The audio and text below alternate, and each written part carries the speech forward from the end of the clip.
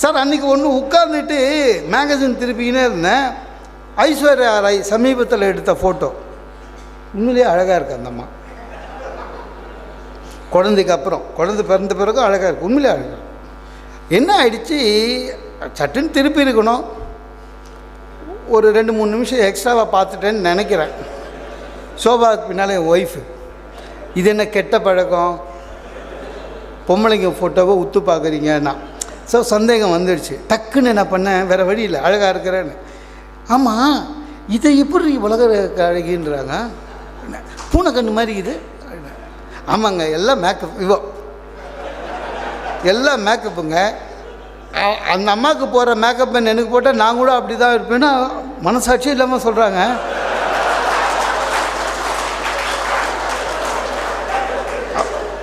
அப்புறம் அவளுக்கே தெரிஞ்சிச்சு கொஞ்சம் ஓவராக அசட்டு வழிஞ்சிட்டோமோன்னு. பாதி தூரம் போல திரும்பி வந்து, சரி இவ்வளோ சொல்கிறீங்களே அழகின்னு. நான் ஒன்றுமே சொல்லலை.